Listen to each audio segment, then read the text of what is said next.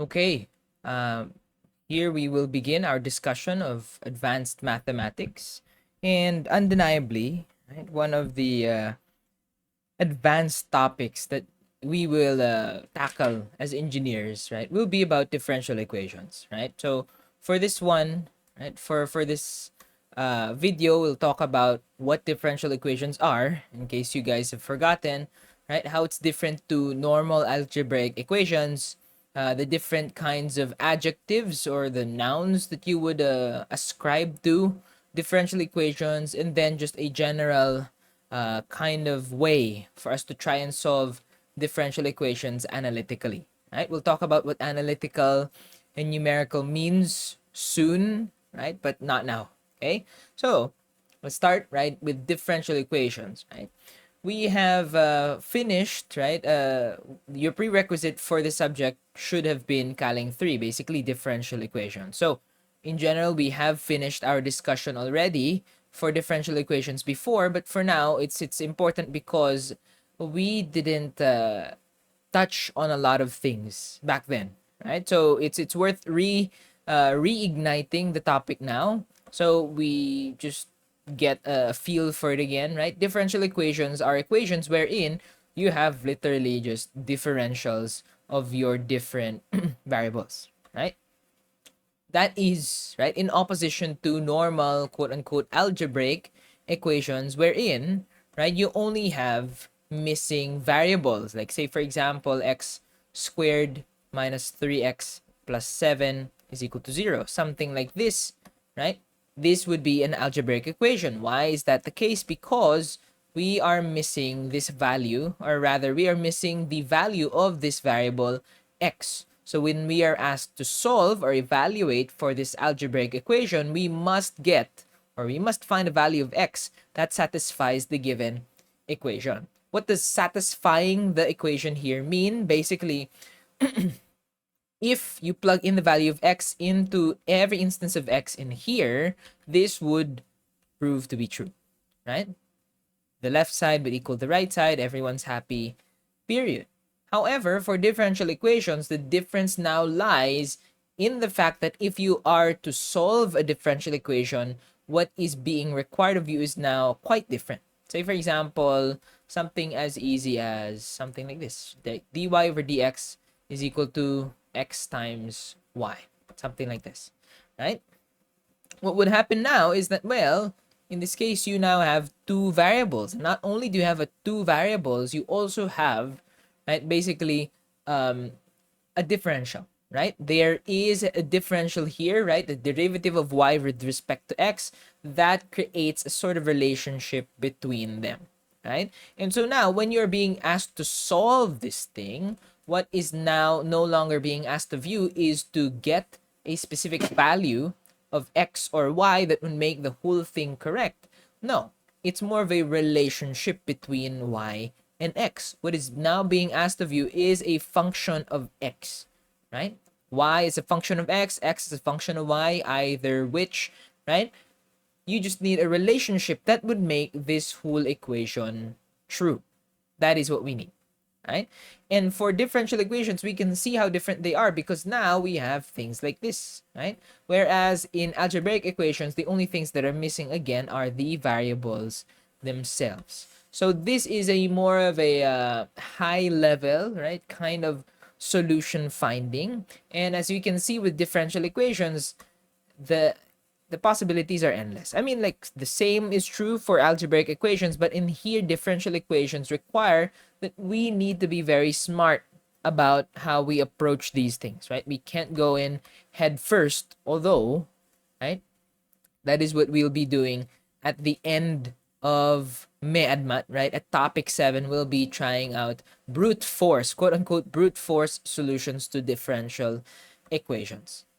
Okay? So, right, you might be asking yourself, if you've already forgotten, right, why are these things so important? Like, why do we keep going back to them? Right? The thing with differential equations is that, well, for us engineers and basically for anyone in the science community, right, a lot of things, right, a lot of natural phenomena, a lot of just laws, right, they are actually just hidden differential equations. right? Say for example, the most famous, shall we say, right? The most famous equation may be known, right? Is F equals ma, right? The force is equal to mass times acceleration, and because of this, we know that your acceleration is actually the second derivative of your position with respect to time. So that is a hidden differential equation, right? Especially if you can somehow create F, right? You can somehow relate F to your position, to your time, maybe something like that. Something can happen here, but there you go. That is just one of the differential equations that we see. Another one that we see is the heat equation, right? And the thing about the heat equation is that there are no solutions, right? And so I'm hinting here at the fact that we cannot solve every differential equation out there, right? What we can only do is select, or rather solve a select number of differential equations out there that fit a certain pattern, right? That is what we mean when we say analytical. We are literally using our brains to analyze, right, these differential equations, and then based on the principles that we know before, say for example the principles or the laws of deriving, like the chain rule, product rule, quotient rule, the rules of integration, right, integration by parts, the u substitution, trigonometric substitution, and everything else before it, right? The laws of exponents, logarithms, trigonometric identities, all of that we will use for us to arrive at an analytical solution, right? So hopefully this is clear so far, right? The difference between differential equations and algebraic equations. So now we move on to the 4 different nouns or adjectives that you might want to associate with a differential equation so that you know exactly how to call it and later down the line how to solve it, right?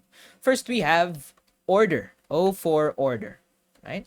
Order is basically in here the number of times, the highest number of times that a variable has been derived, right? Okay, so in this case, right, highest number of times derived, right? Say for example something like this. Let's just try out d squared y over dx squared plus 5y is equal to 3x. Something like this, right? We know that this thing, we can say that this thing is a second order differential equation. Why is that the case? Because this thing here, this y, has been derived twice, right? Twice. How do we know? Because of the documentation here. The notation is that d squared y over dx squared, it has been derived twice with respect to x. That means that this thing is a second order differential equation. So you can write that down as just a second order DE, right? Something like this. Okay. Now, next one will be degree, right? Degree here is the, as you might know, right? Degree or power, right? That's kind of the same thing. In this case, that will be the power, right? Or degree, again, of the highest number of times derived, right? Shall we say a leading term, kind of a leading term, right? Leading term here, I will use this term very loosely in the sense that it's leading because it's the highest amount of times derived. Say, for example, we have a very wacky differential equation here. Say, for example, d raised to 4 or d raised to 4y times dx raised to 4. Shall we say this is 5 plus dy over dx raised to 6 is equal to y squared. In this case, what we will have is a fourth order, right? We will say that this is fourth order because the highest, right?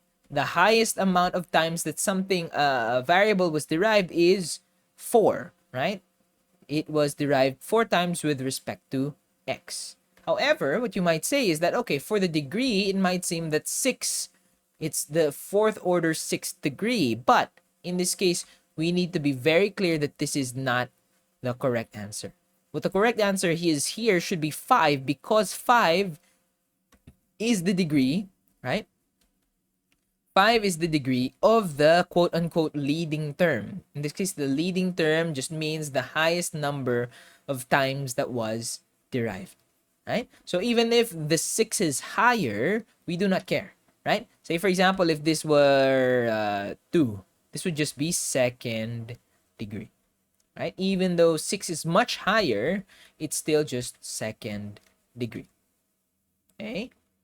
And then, number 3, we will have homogeneity. Homogeneity. In this case, it's a quick glance lang, right? Homogeneity is something, right? A differential equation is homogeneous if it is equal to 0. That's it. Right? If you move everything to the left side, that means that is homogeneous. So in this case, it is not yet, but in here, if I move it like this will become homogeneous, right? Homogeneous. And then in this case, right, this one, if we don't edit it, that will not be homogeneous, non-homogeneous, right? Let's make that a G. Okay, last one will be the most difficult one to what do you call this, to explain. That will be linearity. So I will do a dot right here, because linearity is a bit more complicated in the sense that you might think about a line, right? And I understand, okay, sure, because it's linearity. But when we say that a differential equation is linear, it does not mean that it creates a line or that its solution is a line. No, nothing like that, right? Linearity here shares some common rules. You will know if you follow these rules that some differential equation is linear. If it does not follow those rules, it is non-linear, right? So what we're supposed to get first, right, for linearity is we're supposed to understand which one is the independent and which one is the dependent variable, right? So we select a dependent variable. Say, for example, usually in x and y, right, in a differential equation where there are values of x and y, or basically time and some other variable, that other variable is your dependent variable. Say, for example, y in y and x, right? Okay, so what you're supposed to look out for now, number 2, is look out for, or basically detect, right? Detect values, or shall we say terms with this, right? Detect terms with just a value, or rather a function of x, some y times another function of x, and then so on, so forth. You derive y, another function of x, and so on, so forth, right? We continue with this, a double derivative and then another function of x, a triple derivative and then yet another function of x. This should keep going, right? And for the third one, if ever, right, it should not, right? A linear equation should not involve any of the following. Should not, right? LDEs, linear differential equations, should not have their dv, their dependent variable, in, right, trig functions, exponential functions, what else? Inverse trigonometric functions, and what else? Logarithmic, there you go. Logarithmic functions and algebraic functions. Right? What do I mean by this? Right? It seems like I'm writing down literally everything, right? Every kind of, or every class of function right here. What I mean is this. Literally, if you see anything else except these values, right, you will be able to tell that that is non-linear. Say, for example, something like this. I will start off very quickly, right? I will just say dy over dt, right? So we know that y is our dependent variable plus y is equal to t. In this case, we have here a function, right? Or rather a term with a y prime. Here we have a function, or a term again, sorry. A term again with just y. And here we have a term with constants, right?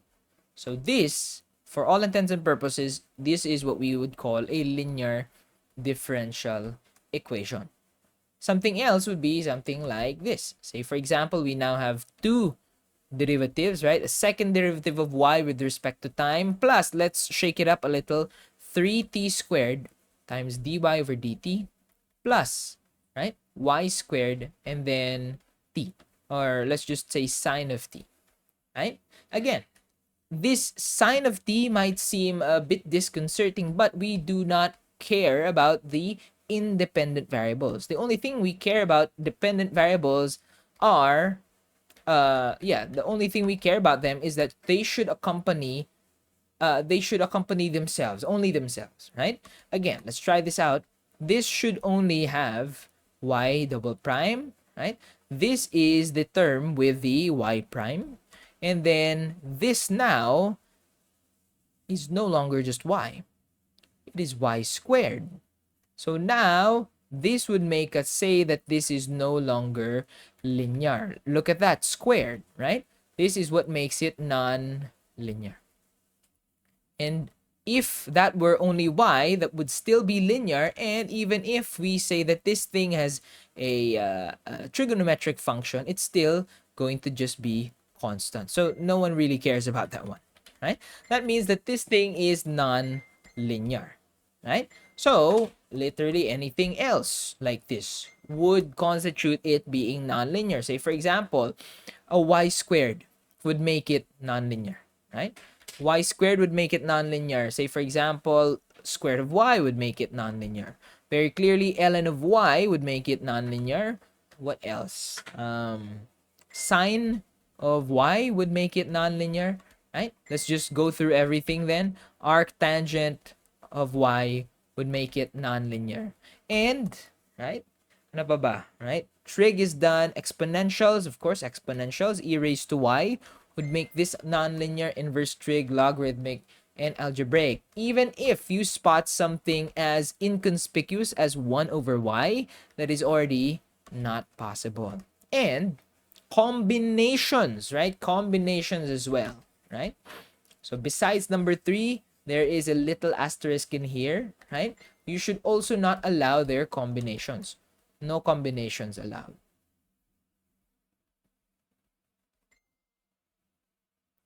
No combinations allowed.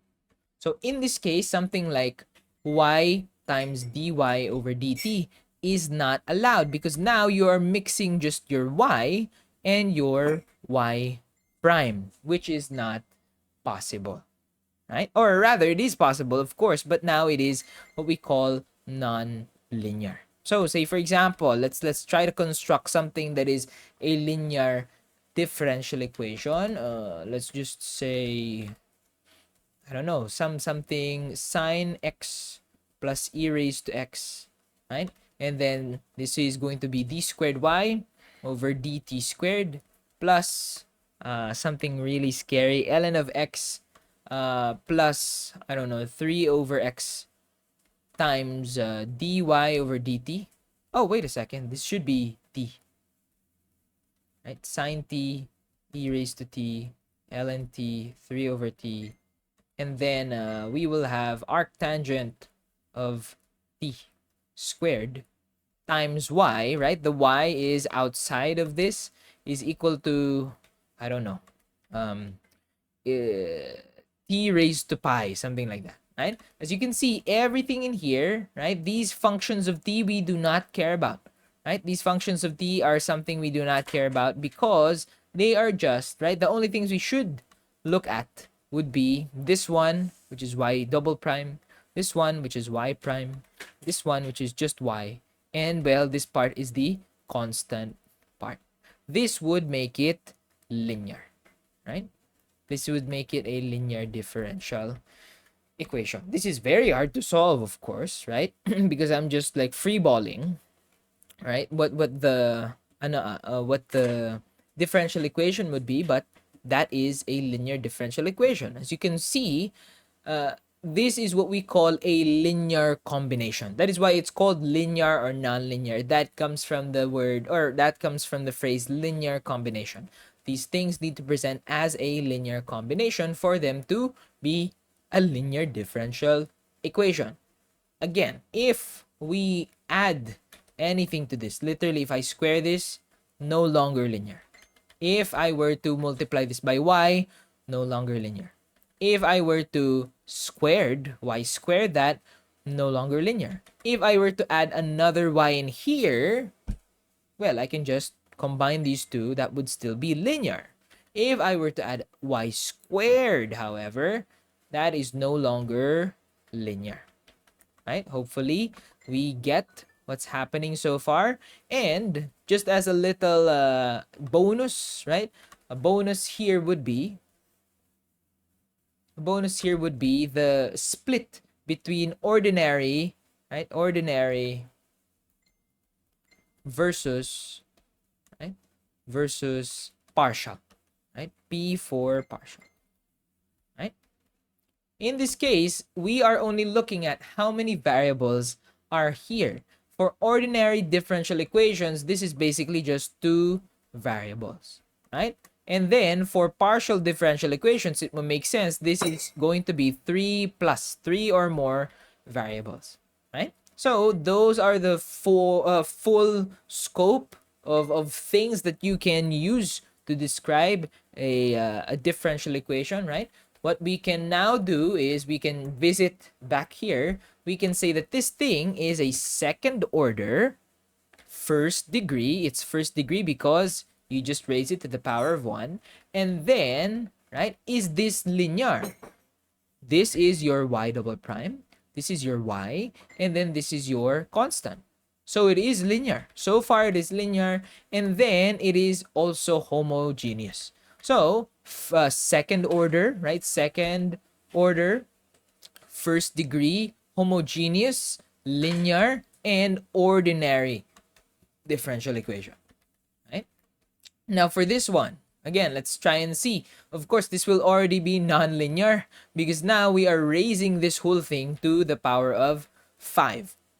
But this is a fourth order, again, fourth order, highest amount of times derived, fifth degree because it was raised to the power of 5, and nonlinear, as you can see very clearly, right? This is raised to 5, this is raised to 6, this is raised to 2, and then so far it is not homogeneous because it is not equal to 0 yet. So we've done this, this, and this, and because the only variables that we can see currently are 2, this is also an ordinary differential equation. So, again, finally here, what we have is, right, for this gigantic differential equation, we will have second order, right? Second order first degree because that whole thing is just raised to the power of 1, right? This is not homogeneous so far because of that little thing right there at the back. And then this is still linear, right? And then this is also ordinary, right? So those are our 5 classifiers, shall we say, right?